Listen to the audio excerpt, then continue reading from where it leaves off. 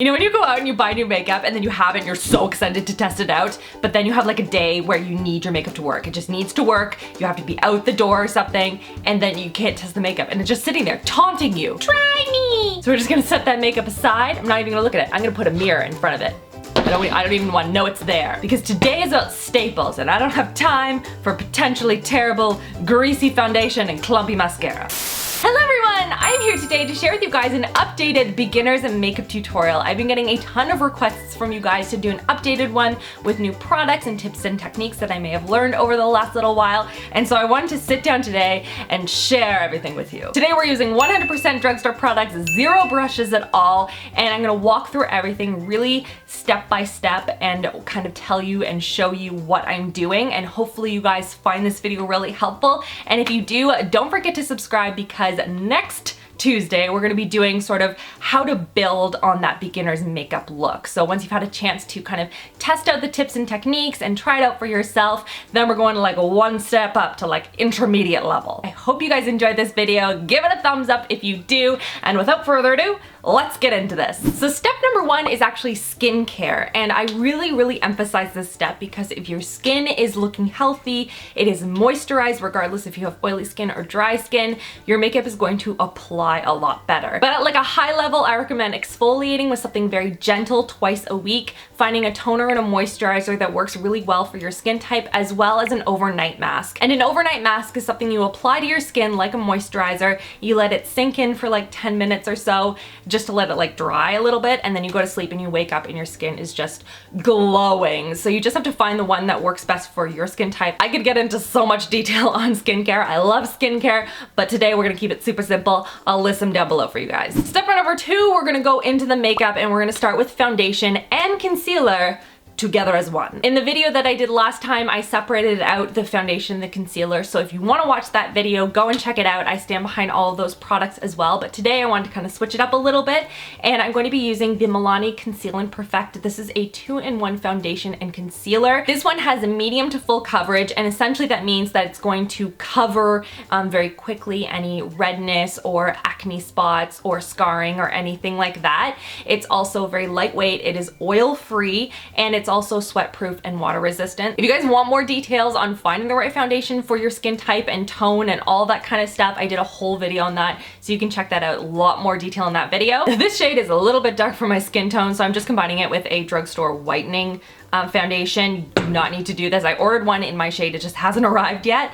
So that just as a heads up in case you guys are curious. So the first step for application is making sure you have clean hands if you are using your hands. You can also use, you know, those like cheap cosmetic sponge things. You can get these pretty much anywhere in like a giant bin for like $2. So you could use this as well. I'm gonna use my fingers because I said I wasn't gonna use any brushes, and I feel like sponges is cheating. I just pumped a pea-sized amount into the palm of my hand. I'm rubbing it in just to warm up the product because I feel like it's a little bit more malleable that way, and it's gonna blend out a lot easier on the skin. So I have some on my finger here. I'm going to dot it in a small area on my skin, and I'm just going to blend it in. You want to use very light strokes. You want to do it in a small area because if you do a really thick layer, it's going to take a long time to dry. It's not going to dry fully, and it's going to look really cakey, meaning that you can really see the foundation on your skin. Also, if you do it this way, then you can build the amount of coverage that you want layer by layer, and it's going to look a lot more natural. It's going to dry down better, and it's just going to wear better throughout the day. I'm also applying a little bit to my eyelids. This is going to cancel out any redness,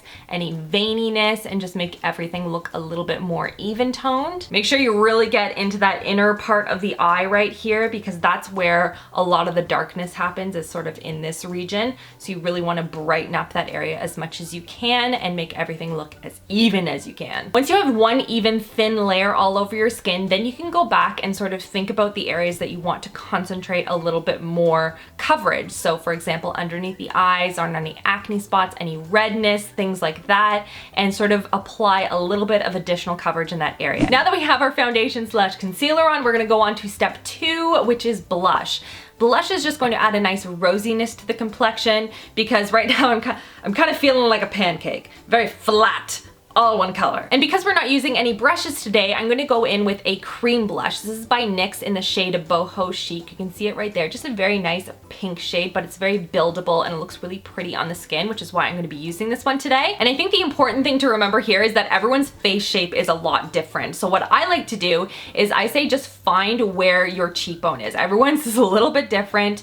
Mine is sort of in this general region. It stops like right here and then goes back to here. And so what you want to do is you want to apply 3 dots along the cheekbones. That's going to be the most flattering for your face shape and it's going to look the most natural. I'm going to apply a dot here, and a dot way back here. And we're just going to very gently blend it back towards the hairline. You don't want to rub too hard because then your skin is going to get irritated. It's going to look a little bit more red. You're going to think that you applied more blush than you probably actually did. And you want to brush it back towards the hairline. It's just going to give a lifted appearance to the skin. And I recommend if you want to build any more product just to avoid the whole like clown look, I recommend adding a dot to the center of the cheekbone and back towards the hairline and blending it back. And then if you need to, you can kind of blend it forward from there once you have less product on your fingertips. And that's just gonna give a very blended, very gradient effect to your blush and look really, really natural. Now on to step number 3, and we're gonna go in with a highlight. I didn't do this in the last one, but I recommend doing it and I really like how it looks. It just looks very fresh and it's easy to apply if you use a stick cream formula. The one I'm going to be using today is by Flower Beauty. This is the Glisten Up Highlighting Chubby Stick and this is in Pearl Shimmer. So all we're going to do is we're going to again find our cheekbones, right mania. That's where mine are. And we're just going to apply it to the top part of it and we're going to go straight back in a line towards the hairline. Like so. Just very, you can see, like you can barely see it on my skin. We're not like throwing a ton on here. We're keeping it natural today, people. And then all you're gonna do is again, you're just going to blend it down towards the blush and then you can add as much as you want because really, I do love a good highlight. Yeah, I personally want to like blind spaceships. We're just gonna do that again to the other side. Just apply it to the top of the cheekbone, all the way back in a straight line. And then we're just going to blend it down and out with our fingertips. The other thing that I like to do with a cream highlight like this is I like to apply a little bit to my ring finger here and then apply this to the inner corners of the eyes. That's just gonna make the eyes look a little bit more awake. It's again, just it adds a really pretty effect to the look and it's super easy to do. So again, applied a little bit to my ring finger and I'm just going to tap it onto the skin around that little inner corner right there. And then you just use your pinky and you just blend out the product a little bit. Boom. Just look a little bit more alive, you know? Tap a little bit more into the other eye here. Not into the other eye, onto the other eye. That's what I meant to say. And then we're just gonna blend it out. Voila. Highlight done. We're gonna be going in with a powder. This is going to set everything in place. I did a whole video on powders and concealers if you want some more tips and tricks and application techniques and things like that. But essentially a powder is going to lock all of your makeup onto your skin and it's not going to budge all day. So what I'm going to be using today is one by e.l.f. This is a translucent powder, which is what I recommend for beginners. It is the most goof proof. If you're gonna use something with a color to it, it's going to potentially change the color of the foundation that you have on underneath and it can look a little bit cakey if you're not too careful. So I recommend the translucent powder myself. And the best part is that this one comes with its own little sponge applicator, so it makes the whole process very easy. So in general, I recommend applying powder to areas that you really feel like you need to set in place. So if you have oily skin, you're going to go into the areas where you tend to get the most oily or over any areas that you've applied a lot of extra concealer, for example, over acne areas or breakouts, things like that. And if you have dry skin, you want to use as minimal amount of powder as possible because it can tend to emphasize any dry spots. So what I recommend to start out with is sort of like the T-zone across the forehead and underneath the eyes and then down the bridge of the nose to the chin. And what I'm going to do is I'm going to take my little spongy thing here. I'm going to tap it into the product here. You don't want to put too much on and tap off any excess on your hand if you want. And then you're just going to press it really gently to the areas that you want to set. All right, now on to step number 6. We're going on to the brows and we're going to keep it really super simple, basically just kind of grooming them in place. and calling it a day. You can either do a tinted brow gel or a clear brow gel. And a tinted brow gel is basically going to be the color of your brows, and it's going to add almost microscopic looking brow hairs, and it's going to give the illusion of fullness to your brows. Or you can do the clear brow gel, and that's going to be the most goof proof, and it's basically just going to brush everything in place and keep it intact, kind of like hairspray for the brows. I'm going to be using a tinted brow gel today, and I'm going to be using one by Essence. This is their Make Me Brow eyebrow gel, and it looks like this. It's just got this teeny tiny little brow wand at the end, and you just brush it through the brows up and away from the center of the face, and that's going to kind of brush the product in the brows in the most natural way and keep them in place all day. Now we're almost done. We're gonna go on to mascara, and the first step I recommend is to curl your lashes. To get an eyelash curler, they look like this. And it looks like a torture device, let's be honest. But if you curl it in the right way, then you're going to really open up the eye. You're going to lift those lashes, make them look longer, look fuller, and it's just going to make your eyes look more awake. So what you're gonna do is you're gonna take all of the lashes and gather them up looking down at a mirror into the eyelash curler. You're going to turn the eyelash curler so it's almost like straight instead of like on an angle. I find that this is the most flattering. And then you're going to press down gently, just make sure you don't have any skin, etc., until you have the lashes at the base.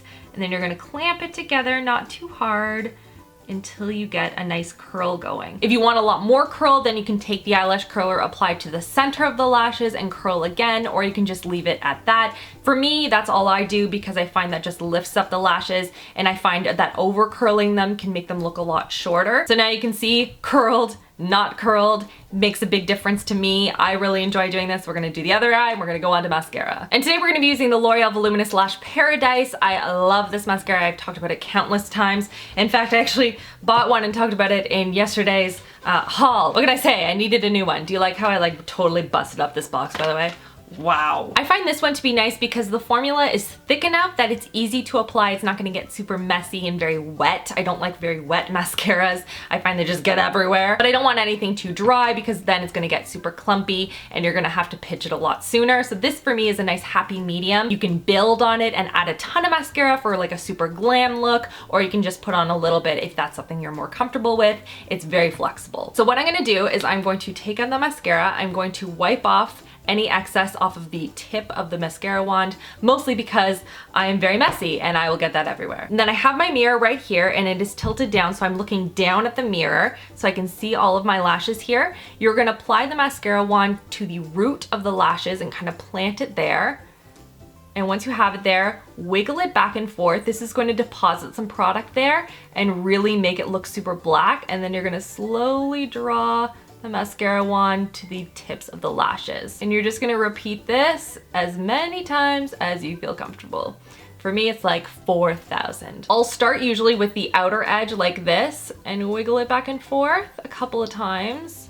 And then I'll move it and I'll switch it over and I will get the inner corner. I usually use my little pinky and I'll like rest it here so I don't like jam a mascara wand into my eyeball. And I will open up my eyes a little bit more, kind of raise my eyebrows a bit, and then wiggle the wand back and forth right there. So I apply some product at the inner lashes as well and make them look as black as possible. And if you have lashes that tend to fall very easily, meaning that they lose their curl very easily, put your finger up against the lashes right near where the curl is. After you've applied the mascara, your fingers will get a little bit messy, but that way you're ensuring that it is going to dry in the curled position, and then it should last that way for a lot longer. So there's 2 coats to the eye there. It's a lot of mascara. This is not everyone's cup of tea. If you want something that's a little bit more subtle, you can just start with 1 coat, but you can see that you can build it up as well. And then for the lips, I like to keep it super simple. Just get a tinted lip balm. So that's going to be something that has some moisturizing properties to it.